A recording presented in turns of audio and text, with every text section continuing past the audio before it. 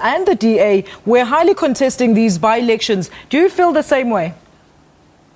Yes, Alicia. It seems that this municipal election, and this is how the media has responded to the Tlokwe municipal elections, it seems that what was just a municipal election has become much, much more, and was fought like a national election, and that the stakes have become very high. The stakes for local power have become very high, and the independence and the role of the independence has complicated the situation. And whatever the result at the end of the day, after the postponed elections take place, there are scores to settle, and it's not going to be very nice. The press have been I've taken two kind of lines on this. Firstly, to try and explore what is happening in the ground with the dissatisfaction leading to the independence.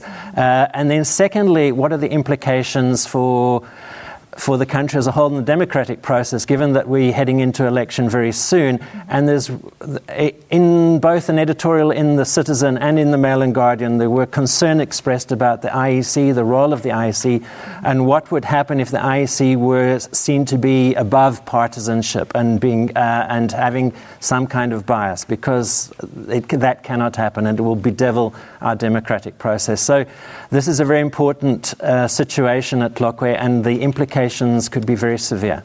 Now, Professor, before you go, I mean, there were by-elections happening in other provinces as well that didn't gain as much media attention. Do you feel that the media might have been biased on this issue? I'm not so sure, Alicia. I think it's the key is the independence, and the key is the nature of the bitterness with which this battle is being fought. The kinds of things that have been said, the accusations. Firstly, the feeling amongst the ANC that the mayor, that vote of no confidence that displaced their mayor, and then the feeling of the DA that the election itself was that there were things going on that the buying votes charge. So I think because of that, the media has focused on this by-election more than any other, or municipal election more than any other. All right, Professor, do stay there. We will be getting in touch with you. Gentlemen, let's talk about your field. Raymond, what is your take on the elections? I mean, as we've just mentioned, it was happening in all parts of the provinces as well, but it didn't gain as much media coverage. It was just the Tlokwe.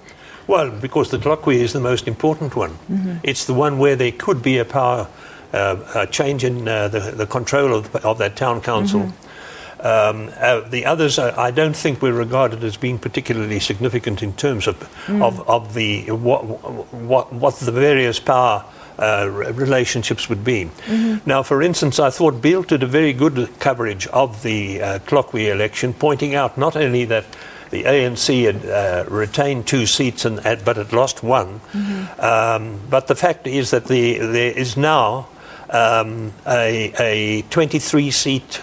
Each side now has 23 seats, which means that in fact who is now in power, and they can't decide that. And it also reported the fact that the likelihood was that there wasn't likely to be a meeting of the town council until the remaining by-elections. There are 6 remaining by-elections to take place in that area, and until they are conducted. That there was unlikely to be a meeting of the council, because both sides would not want to find themselves at a disadvantage. But of course, when those by-elections are held, and I don't think any date has been set as yet, the likelihood is that the ANC will regain control of that council, and of course that will put that situation under, shall we say, a regular basis. But of course, it's important for the country as a whole, because it indicates a fracturing of the ANC in that particular area. That there's infighting and factionalism developing in that particular council, which of course could have a national reflection in the sense that there is a lot of factionalism and infighting going on all over the country within the ANC. All right, now, Chamani, allegations of vote rigging and people coming out and saying these people are stealing our voters. What is your take on that? Do you feel that the media was transparent in actually giving us the real story that is happening in Tlokwe?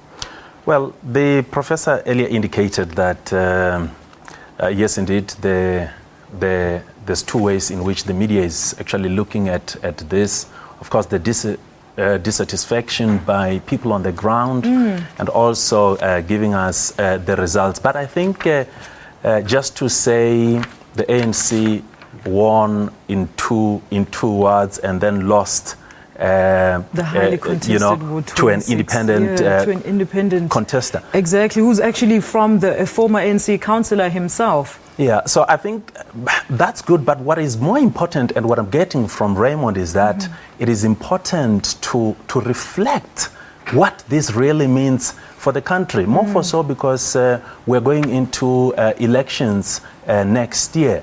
And again, Tlokwe, just as a municipality, it could also be a reflection of some of the things that are happening in some parts of the country. All right, now moving further along, the last kick of a dying horse. I mean, do we see media entertaining public speculation and public squabbles between politicians?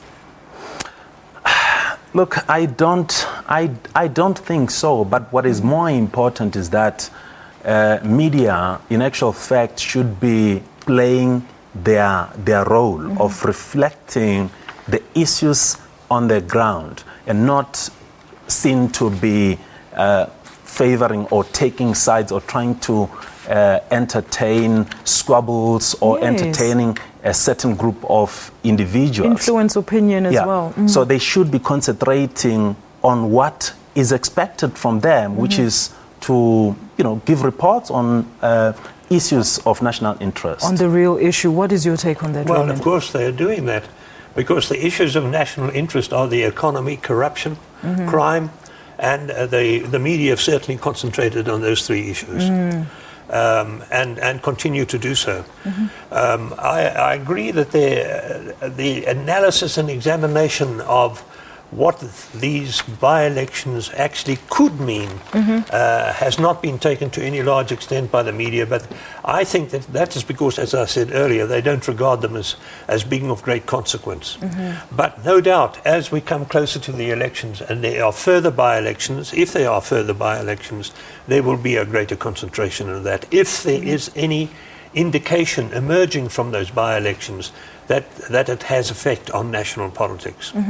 All right, now let's get back to Professor Garside. Professor, a confidential NC document came out today. It's actually all over the Sunday Times paper today. And this document apparently gives a list of things that, as instructions from the government to MPs. Do you think that this document coming to light could be a politically influenced thing, or is just media reporting to us about things that are going to come in future that we're not necessarily aware of?